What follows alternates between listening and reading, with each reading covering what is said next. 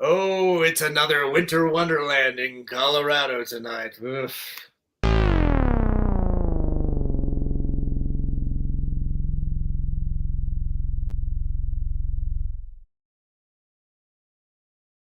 This is COFOH Live Undead. I am your host, Daniel Crosier, and I am joined by the phenomenal Matt Sprague.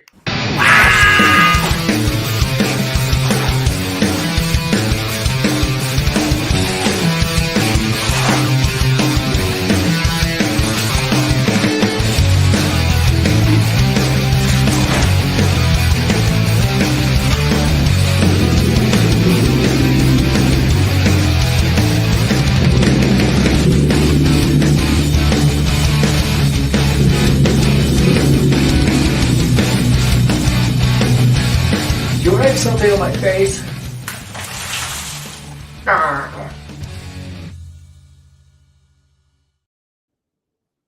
Matt, how are you, sir? I'm doing well. As about as well as you can when you're, it's freezing outside like this. But I know. Yeah. How many inches of snow did you guys get?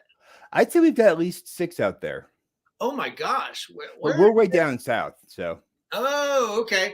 Yeah, we're over here at Southlands Mall kind of area. Yeah, we've got about 4 out there. Yeah, we're out by Fiddler's Green. Oh, okay. Or, Ooh, should I call it Comfort Dental Amphitheater? Yeah, that sounds awful. Yeah, just keep it Fiddlers, right? Right. But yeah, things are going great down here. It's a pleasure to be on the show. Yeah, thanks for coming on.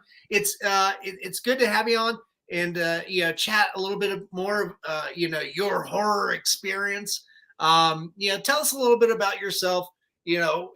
Where you come from and how you got into like horror zines, horror writing, and role playing games. Oh my gosh!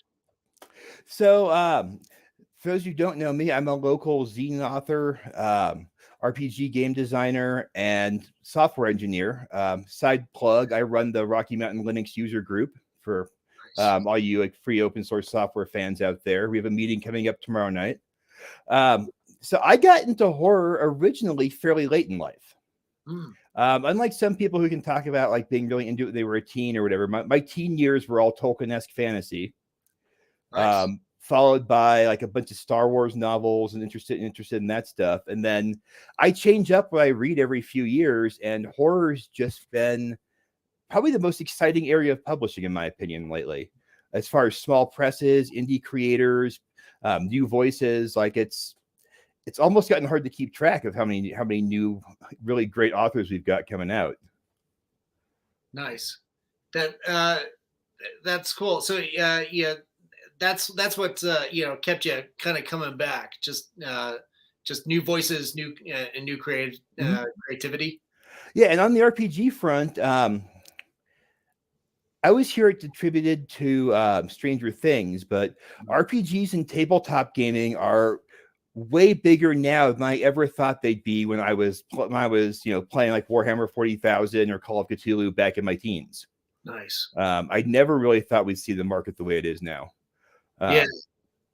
Combined with the, I don't know if you followed the recent kerfuffle with Wizards of the Coast. Yeah, I heard about that. Isn't that with certain ownership over creatives doing their own Dungeons and Dragons rules or something like that? Yeah, so for people like me, what's really opened up a lot of opportunities for us is what we call community content licensing, where a game company will actually let you use their rules and even some of the intellectual property from their existing books to produce something new and original and actually sell it for money. So that if there's anything that's really blown up the industry recently, it's been these open game licenses. That's why everybody kind of freaked out when Wizards of the Coast was all of a sudden talking about not making enough money off D&D and trying to change their license, change the rules for making third-party content. Because right now, you don't actually really even need that much in the way of permission, as long as you meet their the publisher's guidelines, which is, for the most part, pretty obvious stuff, right? I mean, you're not going to, no adult material, no, but they're pretty broad. Like So it's been a real renaissance for people like me. Okay, nice. Hold on a second. I was smelling something burning. One of my lamps behind me was toasting up my little latex backdrop. Ooh, that's not safe. No, but you didn't have to go that far to try and drum up excitement for the episode. A little fire. Yeah, I know. It's like, hey, is that a little fire? It's like, yes, we must sacrifice to the Dark Lord. That's always fun. Keep it, keep it exciting. Bring graham crackers and marshmallows and chocolate, right? Mm-hmm. Do some s'mores.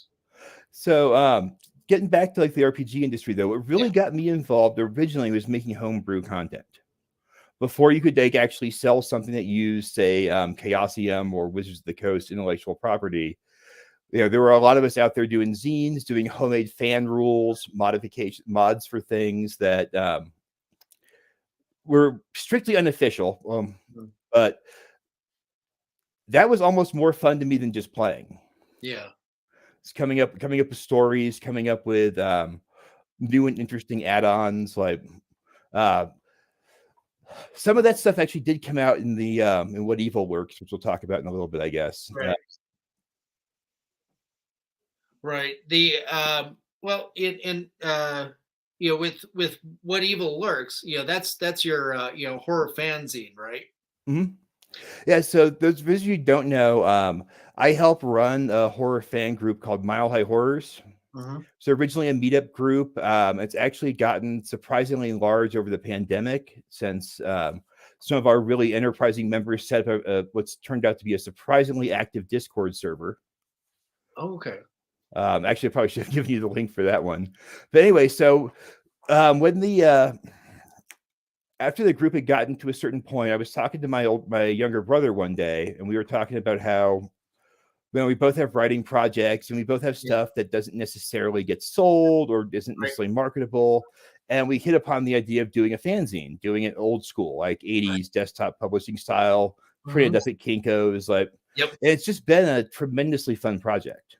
I would like to say a quick point of clarification. I am currently not the editor. Okay. Currently Melanie Parker is the editor because I took last year off. Oh, okay. So she does a wonderful job. Just all credit to her. I'm still involved a little bit, and I'll be getting more involved as we get back into the rest of this year. Nice. The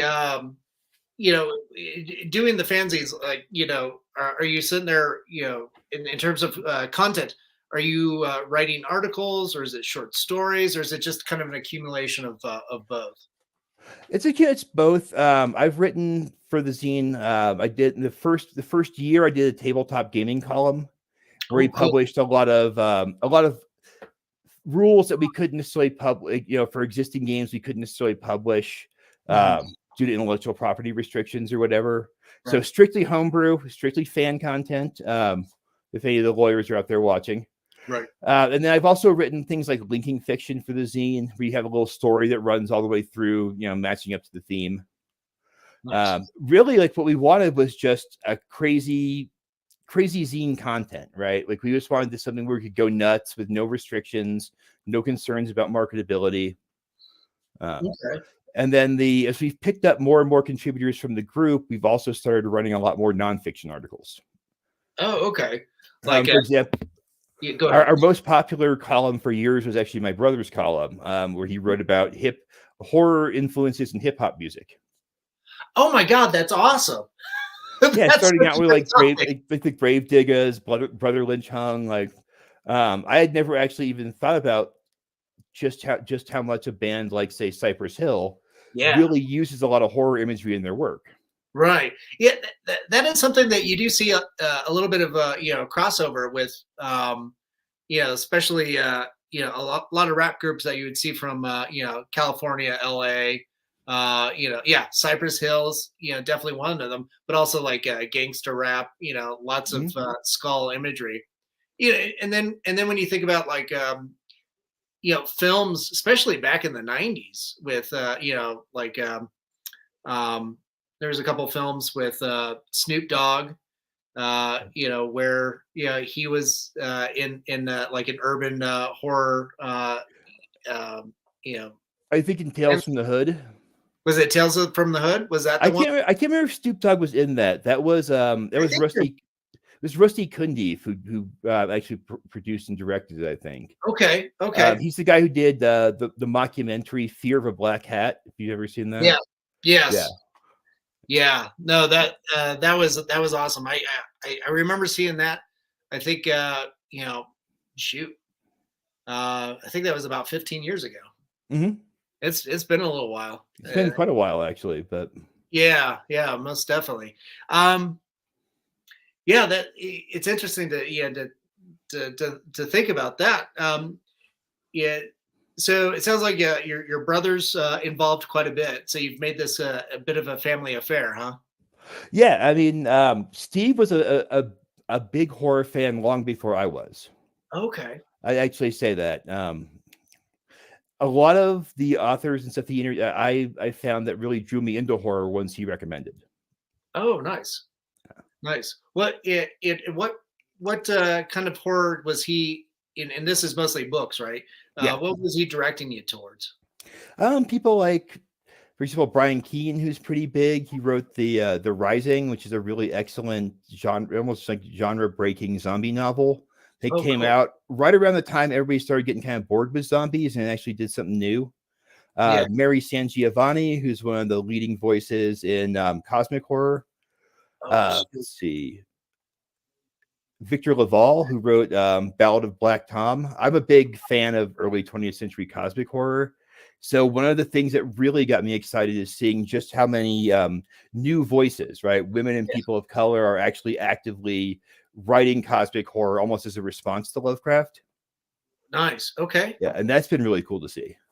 Yeah. And you said modern. Is that something that's happened just recently or like in the last 20, 30 years or so? I'd say even like the last 10. Okay.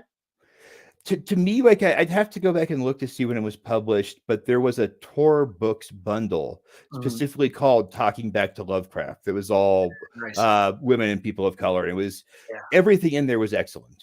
I mean, I can't think of a single thing I read in there that actually probably wasn't better written than Lovecraft's own work.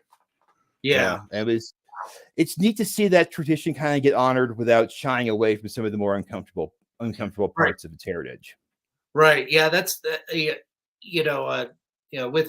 something like the TV show Lovecraft Country, and the one book that was produced too. That was a nice conversation piece, and that's something that really brought a lot of the tough topics to the surface for me.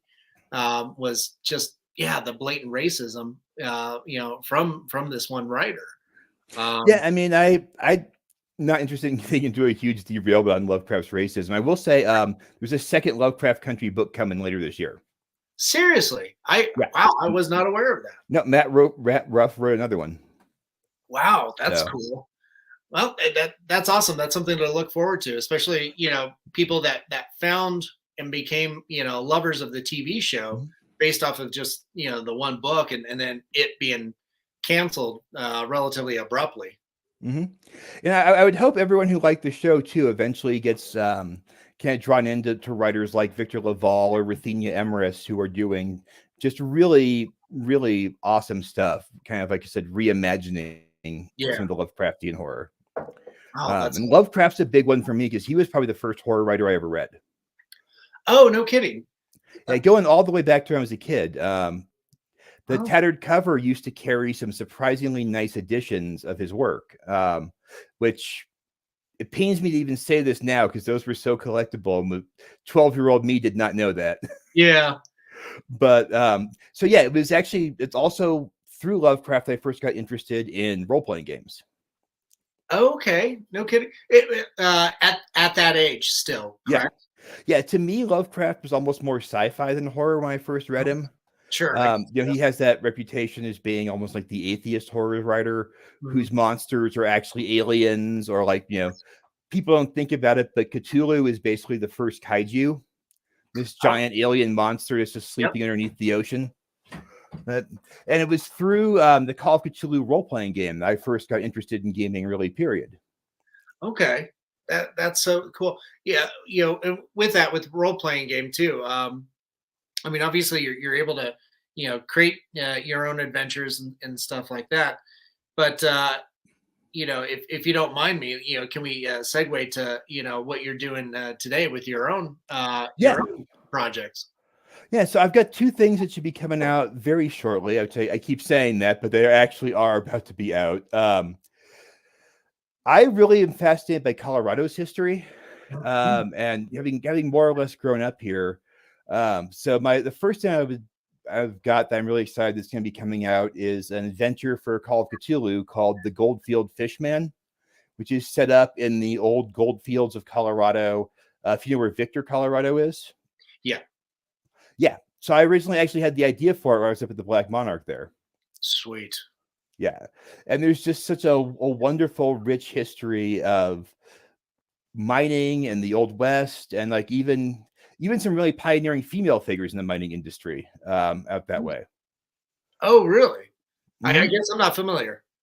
Yeah, if you get a chance, if you're ever up there again, take the little self-guided walking tour through the Goldfields. You pass the trailhead on the way into Victor, and it's surprising actually just how many female overseers and stuff they had. Okay. Oh, cool. Yeah, really pioneering kind of stuff. And what fascinated me about it was I had no idea that town even existed. Right. Let alone that it was once one of the biggest towns in Colorado. That I wasn't aware of. It's only in the last like 10 years that I, learned of the Black Monarch, and then the town around that. Yeah. Victor at its peak during the gold rush had something like 20 town doctors and a 1,000 person opera house. Wow. Yeah, a lot of that stuff's just not there. It burned to the ground, as these all wood Old West towns tend to do. Yeah. And so part of what I was trying to draw on for the Goldfield Fishman was the history of the labor conflicts in Victor. I don't know if you're aware, there were two major, almost low-grade wars between the unions and the railroad owners back there. I wasn't aware of Victor, but I was aware of similarly to the history of like Trinidad. Mm-hmm. Now, Trinidad's another town I'm actually really fascinated by that I don't know that much about. But okay. Yeah. My girlfriend and I have made quite a few trips down there. I've painted a bunch of murals and stuff, and with that, I've learned a little bit of the history.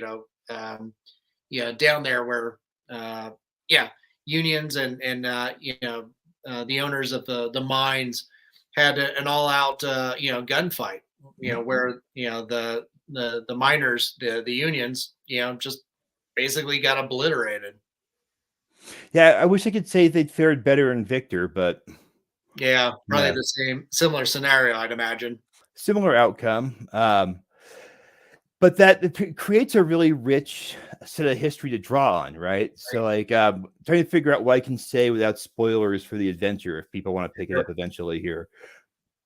But there's a place where you can really play with the idea of a monster in Victor and whether this monster is real or is this some kind of intimidation tactic by the mining bosses?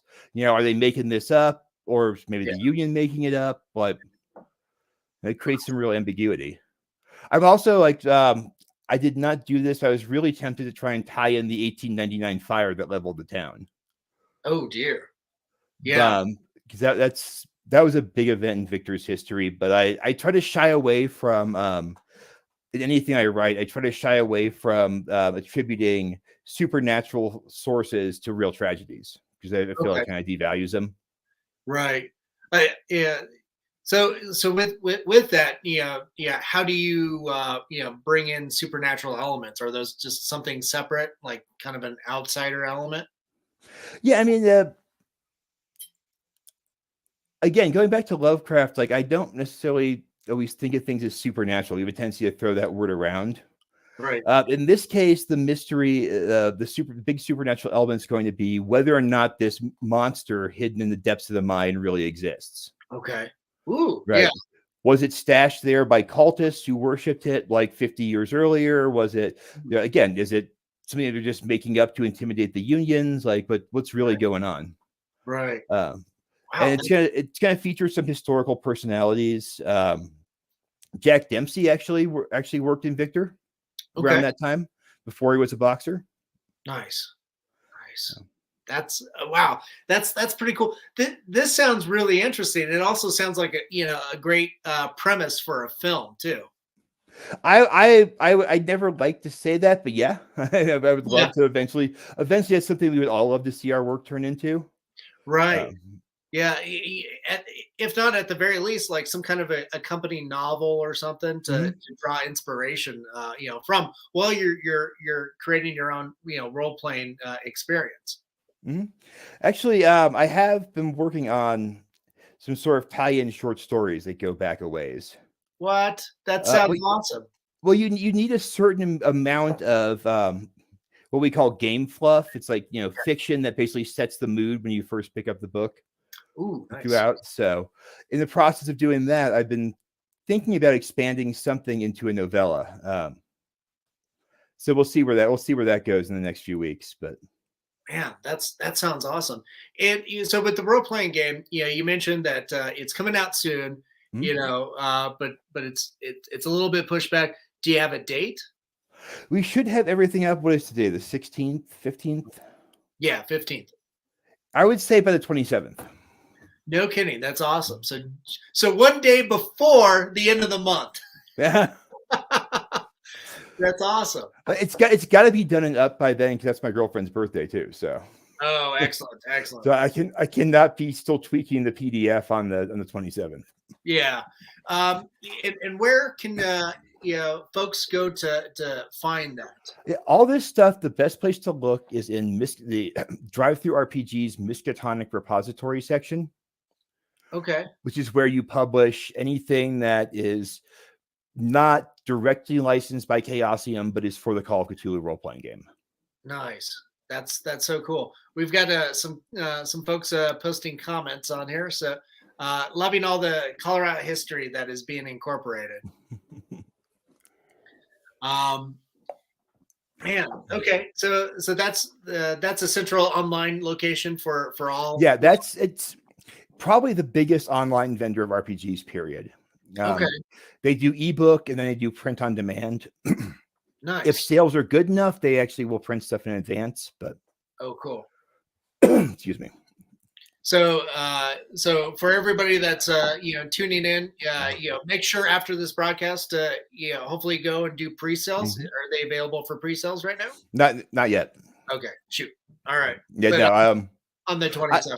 I had really hoped to get it done before this interview because that would be optimal marketing. But right. Can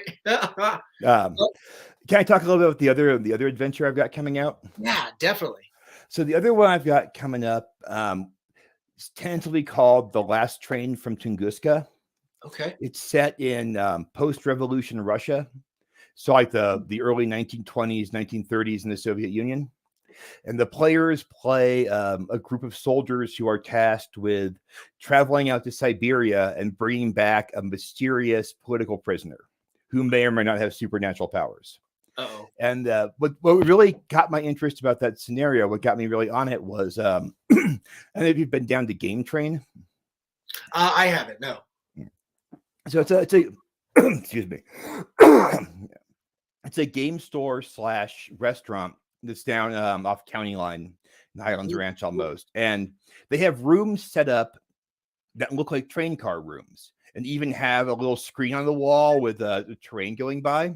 And it got me to thinking, like, you're always looking for stuff to do that's new and different, right? And I had never done a scenario that took place entirely in one room. It's basically like a locked room mystery where all the players are in one train car for 5 days. Oh my gosh. The goal was just to survive to the end, as usual for Call of Cthulhu. For your listeners who aren't familiar, one of the big Call of Cthulhu is probably, I would say, in the top three biggest RPGs after Dungeons and Dragons, Pathfinder. Right. And what sets it apart is there's no combat. Oh, okay. Combat, the monsters you encounter are so dangerous that you're just not going to live through trying to shoot it out with them or swing a sword at them.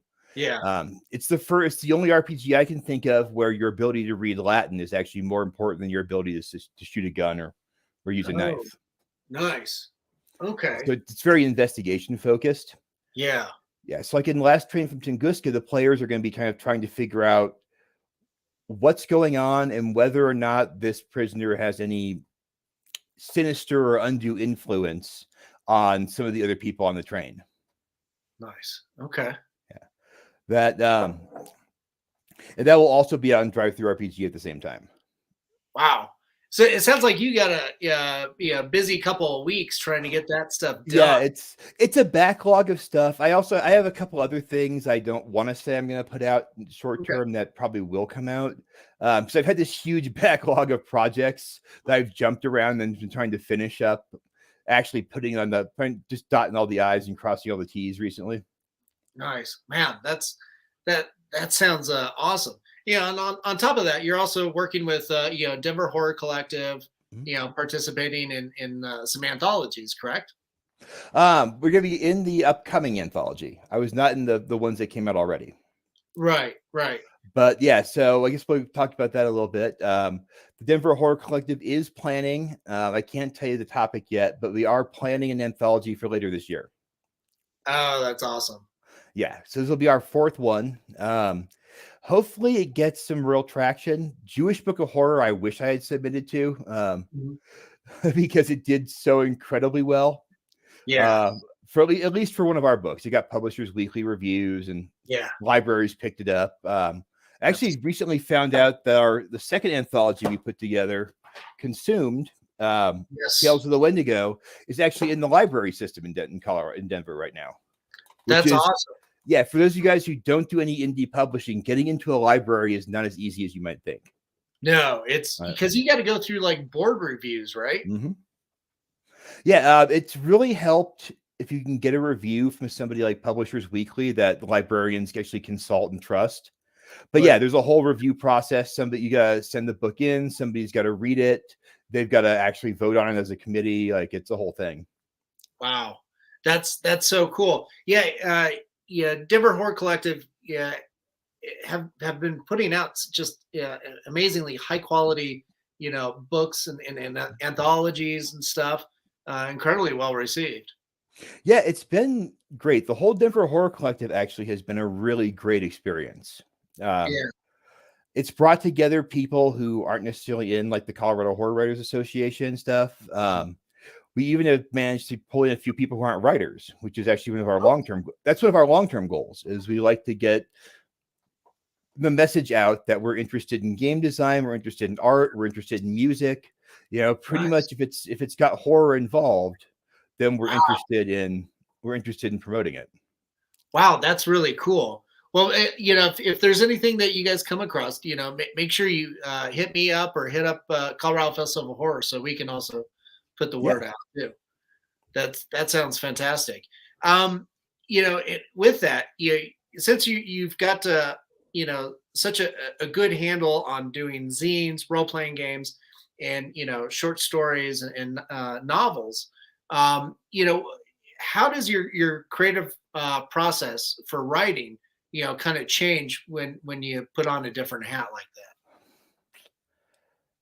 that? I mean, I don't know if I would necessarily say it does. It's all storytelling. It's all creating a world and imagining characters who need to interact within it.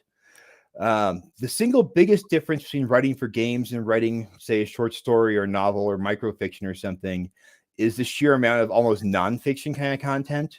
Okay. Plus the tone changes, right? The tone's always going to be third person, very matter of fact, except in the sections that are what we call fluff again, like the little like introductory segment, like you might write something about space marines fighting aliens in the far future for a game to introduce a game that's about space marines. Right. So there's a lot of crossover, and you'd find actually, I've been surprised as I've gotten more involved with the Horror Writers Association, how many people I never knew had actually made some money at one point by writing games. Oh, cool. Yeah, it's actually there's more crossover than I would have thought. Wow, that's amazing. Yeah, I know, like in comics, there certainly is that. Not necessarily the money aspect, right? Mhm. But there's a lot of people that I know that write the novels or the novellas, and then and sometimes the short stories, and then also write their own comic book series. Well, I think we would all love to do a comic book. I mean, that's a goal almost every writer I know has. We're just Oh, hampered cool. by the fact that we can't draw, like to save our lives. But Oh, well, you know a lot of illustrators now. Just just hit me up, and I can always direct you to some. I may actually take you up on that because I've got one. I've got one that I've been kicking around for a while that I would love to actually at least get like an 8-page, like at least like an 8-page weekly out of. Oh, cool. Yeah, that'd be pretty fun. Yeah. Now, kind of going back to like the fanzine, Mhm. to where Evil Lurks. You've working with your brother and your editor. Um, it's pretty interesting to see that so many people out there don't really know what zines are, but it's something that has had a huge long history, at least in Denver, and I imagine in a number of big cities. But yeah, your zine, people can find it, of course, in Mutiny Cafe. What other locations can they Oh, find it? in Chang, both the Enchant Grounds, Highlands Ranch in Littleton, Pie Nice. Hole, the excellent new retail store of the Archive, Oh, out in cool. Aurora. If you've been out there, um, I haven't, and I'm in Aurora. Damn it. yeah, that's the one that Vinegar Syndrome and Teresa Mercado, I think, opened up. Yes. I Oh, want to say, cool. Okay. yeah, they sell a lot of movies, but also a range of other horror stuff. They have some games. It, Um, in that case, I lied. So yeah, I didn't realize that it was called the Archive. This is how out of touch I am with like the world around me. God damn it! I need to get out of my hobbit hole here. But yeah, Teresa, showed me around when they were just building that storefront. Yeah, it's a pretty cool spot. Yeah. And you can't really talk about any kind of horror stuff in Denver without Teresa Right. at least coming up. Right. No, yeah, I love Teresa. She is an amazing curator of, Mhm. films and content and, stuff that, I wouldn't necessarily like think about or search. No, so she's brought some real hidden gems to the screen through Stream Yeah. Screen. Mhm. Yeah, most definitely. Her and Keith too over at Keith, the yeah. dinner. Yeah. Those two, work really well in tandem. Yeah, I'm trying to think where else you could pick up. I think we have some zines to the tethered cover. They can be a little hard to find there because the zine section is back by the elevators at the Colfax location. Okay. Well, it's good to know that they're there because that's one place I wouldn't even thought to have checked. That's Yeah, great. look. Generally, we're on a rack somewhere near like Westward and the other free publications. Okay, cool. And then you are also working with Denver Zine Library with Kelly Short and Queer over there. Mhm. Yeah, we'll be getting What Evil Lurks into the zine library, the full archive, as soon as we locate copies of a few issues that we thought we had spares of that we haven't found yet. Oh And no, I personally am going to be starting to volunteer over there. that's cool. Yeah, That's cool. it's a really, for those of you guys who have never been there, the zine collection at the Denver Library is really cool. It's just neat that they even do something like that, because if you can back up a little bit, it occurred to me, like you said, a lot of people today don't even know where zines came from. Exactly. Yeah. Yeah. So for the younger people out there, there's a period of time between when personal computers got common and desktop publishing software came out, but before the internet, before it was really easy to make a website or something. And so zines were what kind of filled that content gap there. Right. So for the first time, you could produce something that looked more professional on your personal computer, print it out, take it to Kinko's or whatever. But you didn't have that easy out for websites and stuff yet. Right. Yeah, that was awesome. Yeah, and then back then, like getting it in people's hands, pretty much what you're doing today. Putting it in stores, right? Different storefronts and kind of trading with friends as well. Mm-hmm.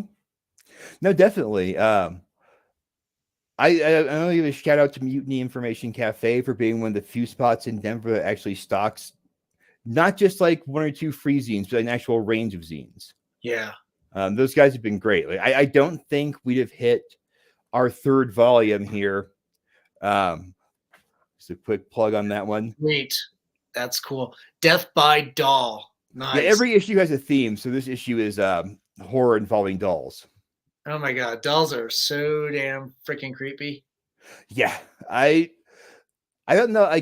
There's not a lot of horror that actually disturbs me, but doll stuff is definitely one of those things. Yeah, that's cool.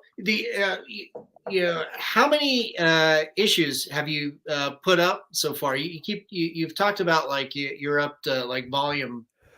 So I think at the moment this is volume 3, the 2nd issue. So that would be 14. I want to say so far. Okay, we do one every 2 months. Every 2 months. Okay. Yeah, and there's that number is approximate because we did do like the first year we did a special Halloween issue. Nice. That was actually full magazine sized. Wow, that's cool. Yeah, that was a really fun one to do. Trying to think what I actually wrote for that one. I think that might be the one where my brother and I wrote wrote a little like funny piece about talking about like an invasion of Chud, like it's a weather report. Where people are just going on about their daily business, right? You just gotta be careful because we're looking at Chud all the way through to the weekend. Yeah. Oh, that's hilarious. Oh God. Yeah, we try to keep it a little like lighthearted too, because Steve and I are both big fans of really aggressively disturbing splatterpunk fiction. Oh, okay. Like a good example of a story that got adapted to movies that people might have heard about is Midnight Meat Train by Clive Barker. Yep. Yeah. That would be about the kind of genre we're talking about. Okay. So when we can, like, we like to lighten it up a little bit because we know not everybody expects their characters to die horribly by the end. Right. Jeez. Yeah, I remember that was I think the last Clive Barker movie, and that was with Bradley Cooper before he hit it big with The Hangover. So I was pretty surprised to see that film and really enjoy it. I was really surprised they even made it. True. The book has some more disturbing content, and the main character is not the most likable guy. Right. Yeah, they played in the film. They play him off as a little bit as sleazy, but I could see Clive, writing something much dirtier with that character. Yeah, and I've never wrote the short or read the short story. It's tight. I mean, everything Clive Barker wrote in that era is so it's stuff that's so good it makes you just want to give up ever trying to do your own.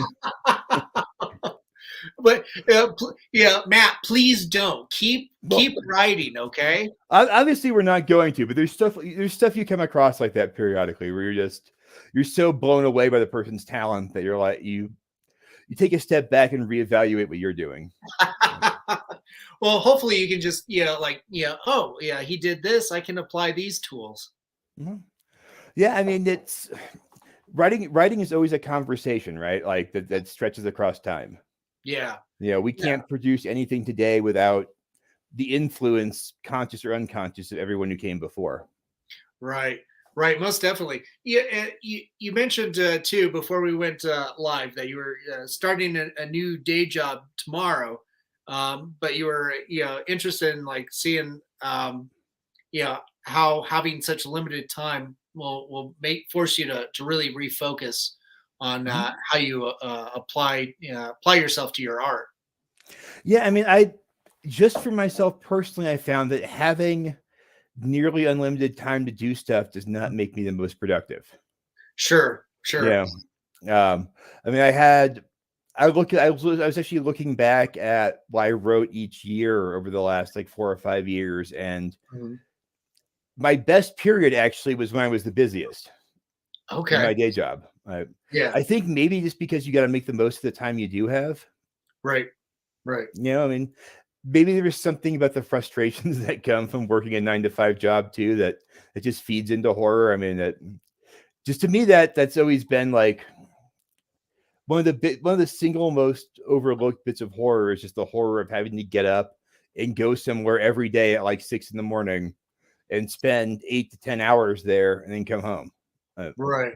You know, just day after day, week after week, no end in sight.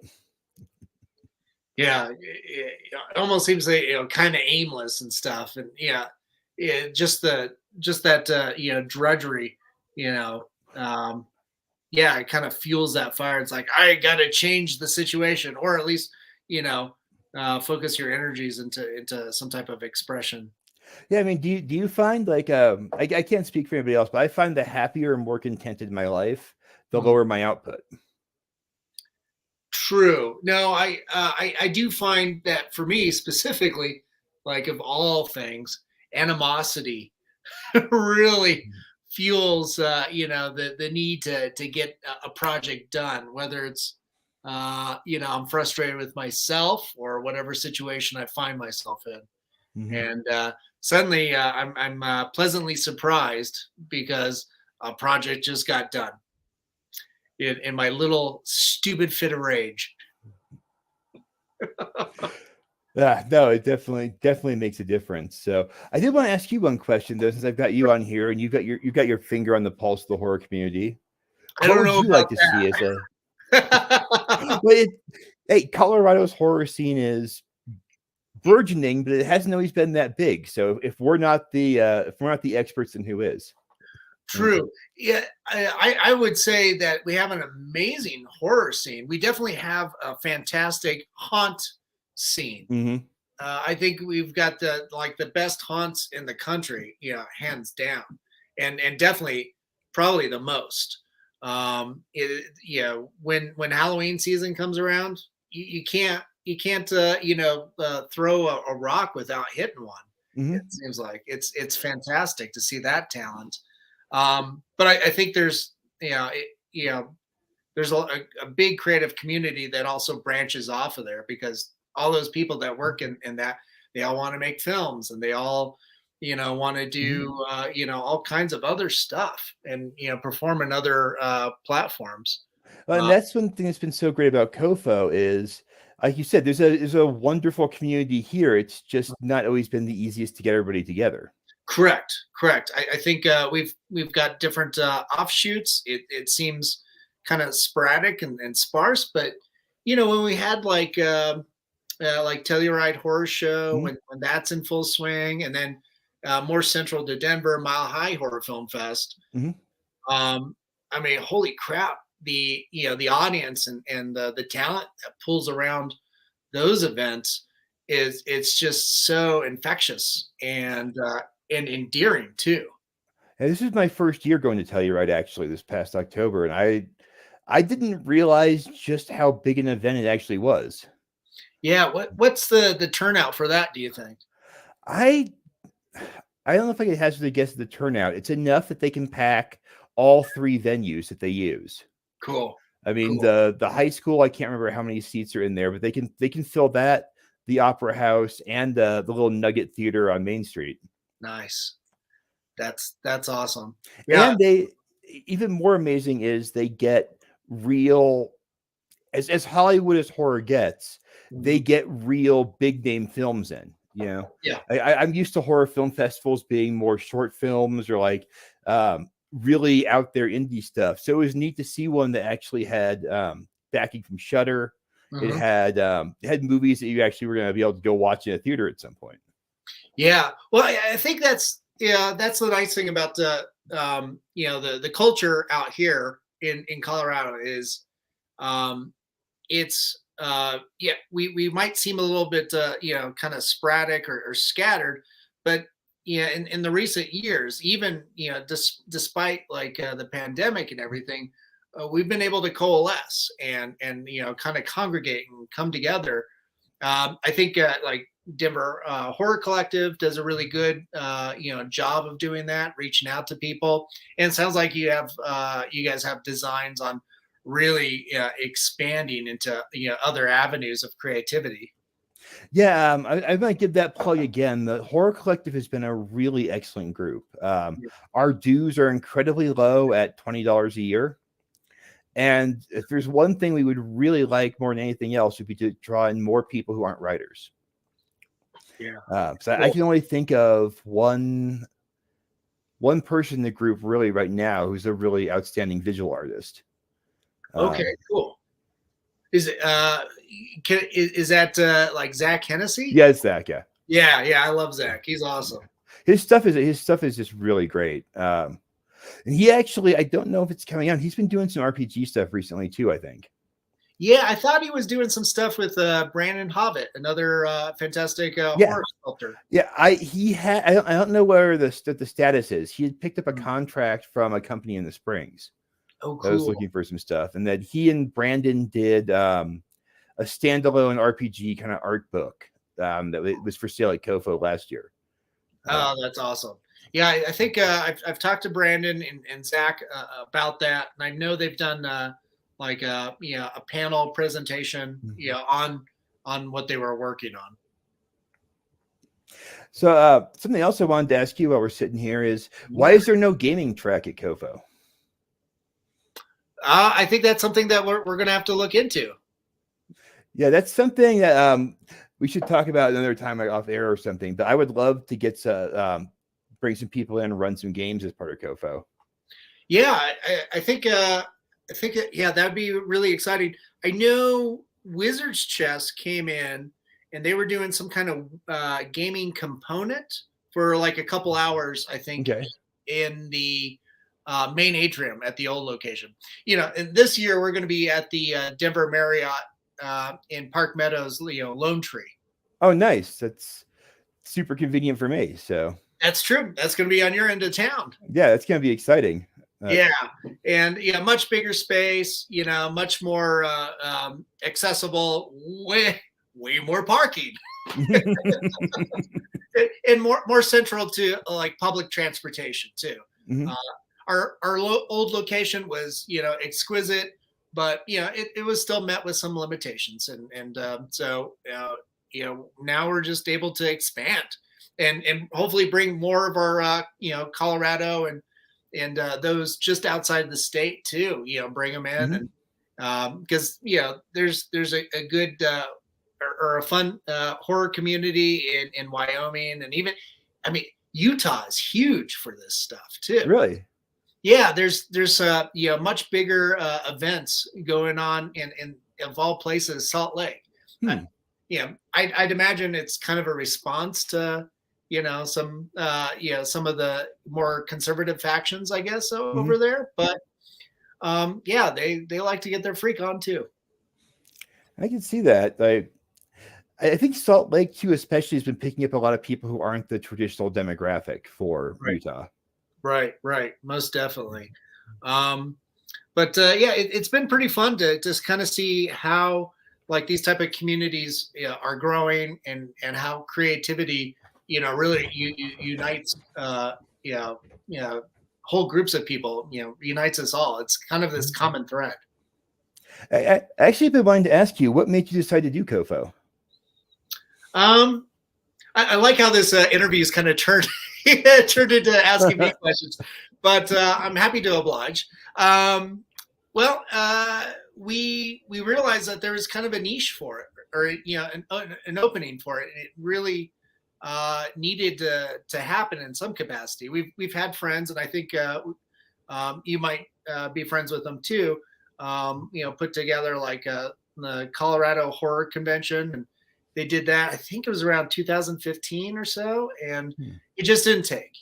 And they tried their darndest to do it, but we realized especially me, having done Dink and bringing a number of friends together, have volunteered in other large conventions, we needed more runway time to organize and do it right, and really try and do something small and intimate so that people have room to breathe and really kind of take in what artists and vendors are doing, and not just the guests too. They're certainly very important and enhance everything, but I really love the artists and the vendors. That's always something I've really appreciated. Yeah, I think anybody who loves conventions, the vendor room is a huge draw. So yeah, very much so. And I'm also a sucker for programming and having really setting up panels as more as like group conversations. Just having everybody just kind of come to the table and it's like, hey, here's subject or topic. What do you think about this? And what do you think about that? So yeah, I can't wait, to talk to you more about what we have planned for this upcoming year. And hopefully, Matt, we can talk to you a little bit more about, the gaming aspect, because, that's something that's completely lost to me. I'm usually not the gaming person, right? I don't really, so I'm always interested to hear about role-playing games and how that actually works, and even like video games and stuff and virtual reality and all that jazz. Hey, don't even get me started on VR. That's a whole other interview. Oh yeah. I have recently become a huge fan of the VR space. I mean, it's finally, after years of us growing up and hearing that VR was coming around, finally it's here. Right. And there have been some surprisingly good horror VR games, actually. Yeah, I had a buddy that had at the first COFOH had a virtual reality setup, and he brought in some horror video games too, and they were great. I tried them out at his house, and he told me never to do it again. It takes practice. We forget how hard it was for us to learn how to play Nintendo or something originally.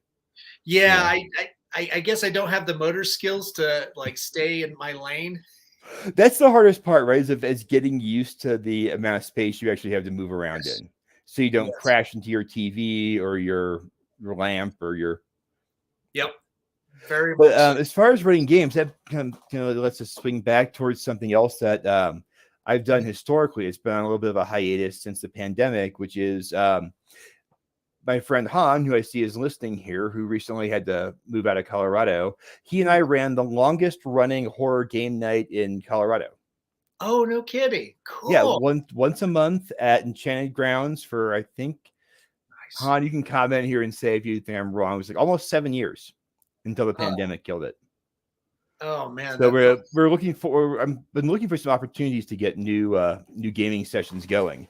It's we have a wonderful little group here in Denver that I help organize, the Denver Lovecraftian Gaming Society, which just does Lovecraftian games. Obviously, it's a lot of Call of Cthulhu, but we've played Arkham Horror version 3, Cthulhu Pandemic, Miskatonic Restricted Collection. I mean, there's a ton. I mean, it's partially helped by the fact that now that all the lawsuits are done, pretty much everything Lovecraft did is in the public domain. Nice. Finally, yeah. Han just commented, I can't remember. It was a long time ago. 2 years ago is not a long time ago, Han, but have you reapproached like Enchanted Grounds about we could bring it back, but we've been holding. The reason I've been holding off is I'm looking to get back what I had when Han lived here, which is like a core group of people who will always show up, right? Because some weeks you've got two tables of two or three tables of games running. Some weeks you're lucky if it's you and your friend. Yeah, right. Yeah, another place that would probably be open for it too, that you could probably more central Denver, right, would be Mutiny. They're always doing events. That's a good thought, actually, because we lost the Denver Game Lounge this past year. Oh, okay. That was over off Colfax. Yeah. Was that let's see here. Was that during the summer? It was a while back, so Okay. being like beginning of last year, I want to Oh, say. even further back. Okay. Yeah, I think the pandemic was the last nail in the coffin. Yeah. But that just pretty much left Wizard's Chest as the only central Denver game store I know. Right. That'd be interesting. Have you ever thought about approaching them, having like an event in their store? Yeah, the last time we looked at them, their hours were more limited than we wanted. Oh, okay. So one thing that kept us going to Enchanted Grounds is they're open till like 10 or midnight in the weekends. Yeah. I think Mutiny is open pretty late, especially on the weekends. Now, we'd actually love to do more with Mutiny. Whether it's readings to the Denver Horror Collective, or Jim, if you're listening, we're just putting this out there. So we would love to get a quarterly reading series going again. That'd be especially cool. Since we've lost Book Bar too. Yeah, and Han said, and coffee. Yeah. Nice. Yeah, and coffee. Like you got to have snacks. Yeah, that's a must. Damn it, that's a must. Yeah, Matt, we're pretty much out of time, but can you remind us again where we can go? Find your zine and then find the RPG game when it comes out on the 27th. Yes. So you can find our zine. Again, this is the current issue. The next one's coming out fairly soon. Fingers crossed. So you can find us at Mutiny. You can find us at West End Books, the Archive, both Enchanted Grounds, Pie Hole, occasionally at True. Pretty much anywhere like you can drop free horror zines. Cool. The games will be out on Drive Through RPG at the end of the month. If you guys aren't familiar, it is, like I said, pretty much biggest online retailer of RPG products. Nice. Yeah. And then if I can give one other quick plug, yes. Shout out to everybody at Danger Toad Games. This was a release from this last year. It's not at all horror. It's a game of strategic courtship. You're basically trying to build sets of cards to woo your love interest, but the mechanics are superb, and I would be remiss if I didn't speak up because Patrick will never advertise it himself. Yeah. Oh, that's awesome. Wow, that's so cool. Matt, I want to say, thank you for coming on the show and, educating me more about RPG games and zines. I think that's definitely a topic that I've had a hard time, learning about and approaching. Yeah. Anytime you have any questions, feel free to hit me up. I appreciate it. Let's chat a little bit more, when we end the broadcast and stuff. But thanks again for being so generous with your time. Thank you for having me on here. I love doing this kind of stuff. So. Oh, cool. And stick around for a few minutes. And then to everybody that tuned in, thanks so much for tuning in and learning more about all the cool stuff that Matt's involved with. And of course, to our sponsors, to Mutiny Information Cafe, who we've been talking to a lot tonight. If you're going to start a revolution, make sure you're caffeinated. And of course, our friends at Hellfire Entertainment, thanks for rebroadcasting us on your social media. To Groovy TV, and of course to Alien Donut Films, to Bill and Angela over there, and to my producers, Lily Fisher, Amanda Armstrong, and Stefan Santacruz. And to everybody that tuned in, thanks so much. Take care of each other during these cold Colorado nights, and drive carefully, God damn it. So to everybody out there, stay creepy.